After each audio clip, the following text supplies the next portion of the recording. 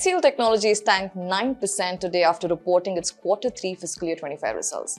Now, the earnings results themselves weren't bad, but there's something else that weighed on investor sentiment. Now, stick till the end to understand why. So, HCL Technologies, one of the big names in the global IT industry, has been around since 1991. They're known for their IT services, engineering solutions, and business-focused offerings. Now, for Q3 fiscal year 25, HCL Tech's revenue from operations grew by about 5.1%, reaching 298 billion rupees, up from 284 billion rupees last year. Now, coming to profitability. Operating margin is basically a measure of how profitable and efficient a company is from its core operations. The higher the margin, the better. For HCL Tech, their operating margin expanded to 19.5% sequentially. That's actually above the company's guidance range and better than the previous quarter. So operationally, they did well. Now, IT companies usually rely on certain geographies and verticals for most of their revenues. North America is the most important region for most Indian IT firms, and it's no different for HCL. North America contributes a massive 66% of the company's total revenues. Now, this region saw a 6.2% growth in this quarter, while Europe saw 2.6% and the rest of the world grew 2.9%. Now, coming to verticals or sectors they cater to. For many IT firms, just like the North America region, banking and financial services is usually the biggest contributor. But for HCL, BFSI makes up about 20% of their revenue, which is relatively lower compared to its peer. Now, coming to verticals or sectors they cater to. For many IT companies, just like the North American region, banking and financial services is usually the biggest contributor. And even for HCL, it is the biggest contributor, but it only makes up about 20% of the revenue, which is relatively lower compared to its peers.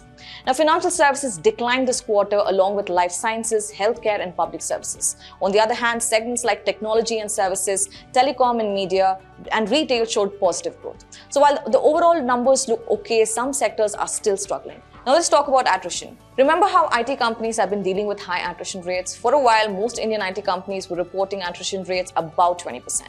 But the good news is that these rates have been coming down. For HCL specifically, attrition has been moderating. However, in Q3 fiscal 25, there was a slight uptick from 12.9% in the previous quarter to 13.2% now. Now let's talk about what the management had to say. Now the tone was quite optimistic. They talked about demand gaining strength, discretionary spending picking up, and shorter deals making a comeback. On top of that, they've revised their full-year revenue guidance. Initially, it was 3.5 to 5% in constant currency terms, but now it is 4.5 to 5%. But about 50 basis points of this bump actually comes from the acquisition of the communication technology group from HP. Now, also, they're projecting operating margins to stay between 18 to 19%, which is in line with expectations. Now, to conclude, HCL delivered solid performance for Q3 fiscal 25. Revenue was on track, margins actually showed strength, but the issue lies in their guidance outlook. Yes, they raised the revenue growth guidance from 3.5 to 5% to 4.5 to 5%. But this increase wasn't as reassuring as it sounds. While the Q3 results showed decent growth and solid margins, and the management commentary was positive, the growth outlook did not capture that. Now let's see what the brokerages are saying. CLSA noted that the Q3 results were in line with expectations, but they pointed out that even though the management is optimistic at seeing better demand momentum in smaller deals, the growth guidance does not account for this improvement. Now this raised some concerns. Morgan Stanley said that while the services business delivered as expected, the revenue guidance was disappointing. Jefferies acknowledged that HCL's margins for Q3 were better than expected. However, they pointed out that the revenue growth was slightly underwhelming. Plus, they flagged the guidance of 4.5% to 5% for fiscal year 25, which according to them suggests that the final quarter might not be as strong. As we look ahead, several factors will shape the performance of IT companies. Let's break them down. The US Federal Reserve started cutting interest rates in late 2024 after holding them steady for over a year. Now, this is good news for businesses there because borrowing becomes cheaper and they might spend more on technology, great for Indian IT companies. But with Trump emerging, things are getting complicated. His policies could bring higher tariffs, higher borrowing costs, and an anti-immigration stance, which might create hurdles for Indian IT firms. Now, Trump's stance on immigration has always sparked debates, and the H-1B visa program is back in the spotlight.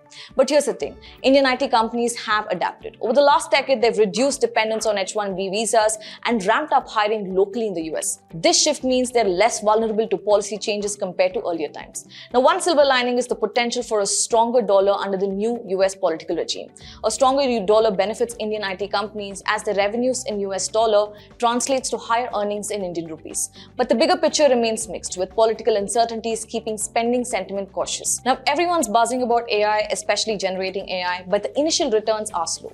We read something interesting recently. According According to the Bank of Baroda report, for every dollar spent on generative AI, companies need to spend several more on associated services, making it a long-term investment rather than immediate growth driver.